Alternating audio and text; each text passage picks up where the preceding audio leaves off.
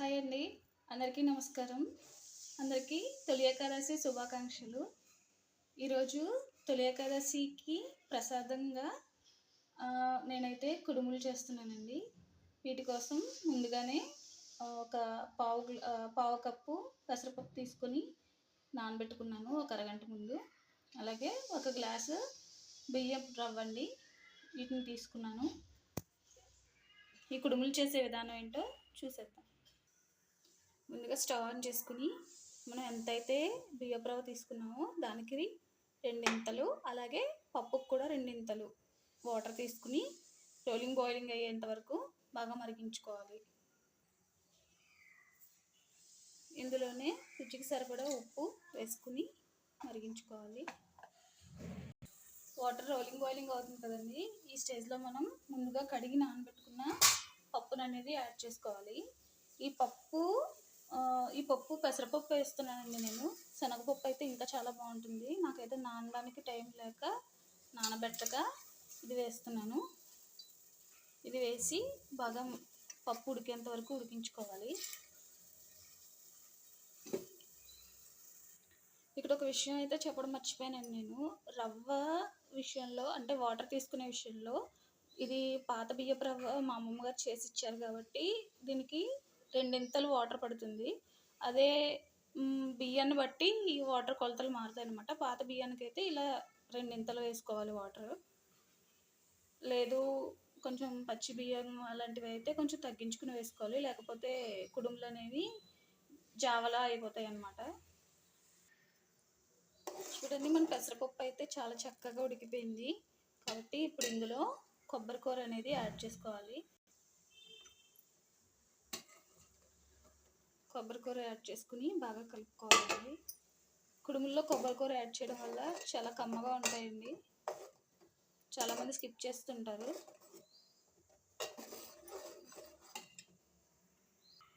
కొబ్బరి యాడ్ చేసిన తర్వాత కాసేపు బాయిల్ అవ్వాలి. అయిన తర్వాత నూక యాడ్ చేసుకోవచ్చు.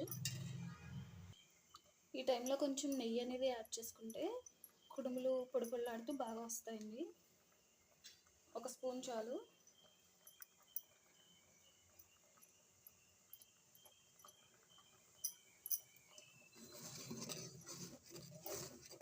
ఇది ఆప్షనల్ అండి, వేసుకున్నా వేసుకోకపోయినా పర్వాలేదు. మనం తీసుకున్న కొలతలకి అయితే కుడుములు పర్ఫెక్ట్గా వచ్చేస్తాయి. ఇప్పుడైతే మనం రవ్వ యాడ్ చేసేసుకున్నామండి. రవ్వ వేసుకుంటూ కలుపుతూ మిక్స్ చేసుకుంటూ పోయాలి, లేకపోతే ఉండలు కట్టేస్తుంది. నేనైతే రవ్వ పోసేసానండి. మీకు వీడియోలో చూపించలేదు పోసేటప్పుడు, ఎందుకంటే వీడియో తీయడం కుదరలేదు నాకు, వేరే చేతితో పట్టుకోవడానికి కలుపుతూ ఉండాలి కాబట్టి. సో ఇలా బాగా కలిపేసుకున్న తర్వాత మూత పెట్టుకుని బాగా మగ్గించుకోవాలండి.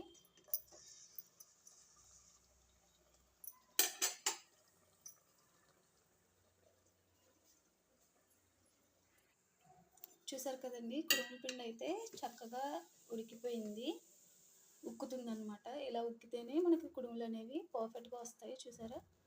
సో ఇప్పుడు మనం దీన్ని కలుపుకుని బాగా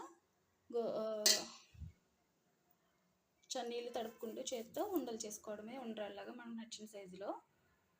ఇదిగోండి, మొదట ఇలా మనం ప్లేట్లోకి తీసేసుకుంటే కుడుముల పిండి అనేది కొంచెం చల్లారుతుంది కదా, మనం చేసుకోవడానికి వీలుగా ఉంటుంది.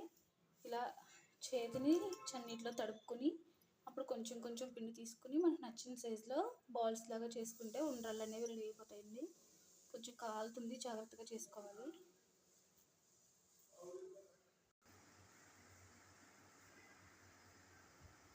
ఇలా వేడిగా ఉన్నప్పుడే ఉండరాళ్ళ చేసేసుకుంటే అయిపోతాయండి. అదే మళ్ళీ ఆరిపోయిన తర్వాత అయితే అది కుడుములాగా అవ్వదు. సో ఇలా చేతిని తడి చేసుకుంటూ చేస్తే వేడి అనేది ఉండదు.